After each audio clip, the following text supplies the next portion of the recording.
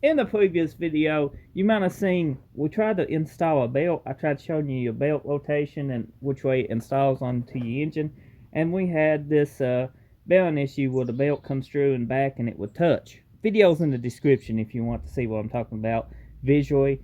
But this is the part number to the actual factory bearing for this. And hits a dormant. And I'm going to show you the size difference. Oops, I dropped it. We got about a 1/4 inch all the way around size difference, and size does matter. So in the box you get this bearing. It's dust shielded, so if the factory dust shield interferes, you can toss it away. It's made to not be used with one. So it comes with a brass bush. Here is your instructions that come with it. It says attention. And you can pause it and see for yourself. You can take and just throw away the dust cover. It's a 15mm. And you can take a little impact or something like this. And before you remove this, you want to, if you're doing it in the car, to remove your belt, of course. Get you some room to work around. Disconnect your battery, just because I always disconnect my battery. You never know when you might ground something out or something, so just disconnect your battery. I'm just going to take a hammer and tap this loose. A brand new tool, just like so.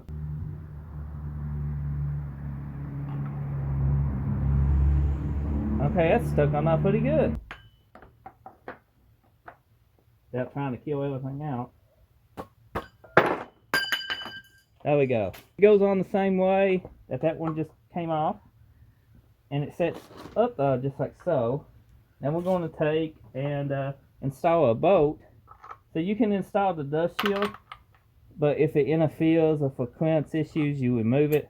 The bushing, I guess, is for different sizes. It actually don't need the bushing. So what do you guys think? A dust cover that we do not need. It looks pretty good though. Well, without it. Let's take a look at it without it.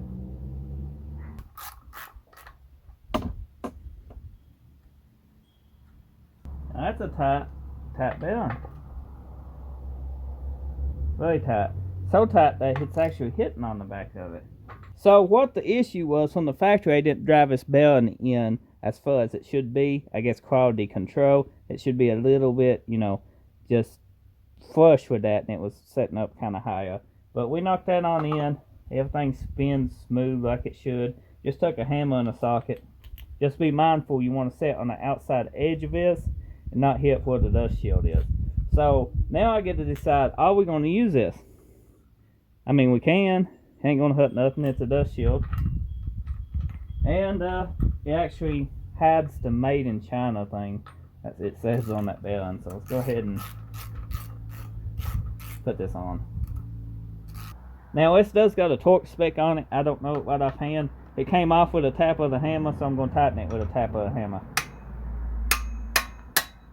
There we go. Don't over tighten it, because you can strip that, hits aluminum. So that was just hitting a little. It just, that bearing wasn't centered up.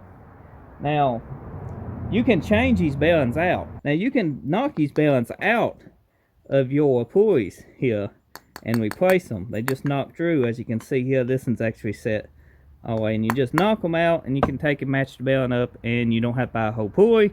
But you can see this pulley was the wrong pulley for the job, so we had to buy one. If not, I would just replace the bearing in this one. This is the part number 2 at Gates belt. Gates is a little expensive, but you get what you pay for, so I like a Gates belt. I don't use them as often as I should, but if I can, I usually pick one up.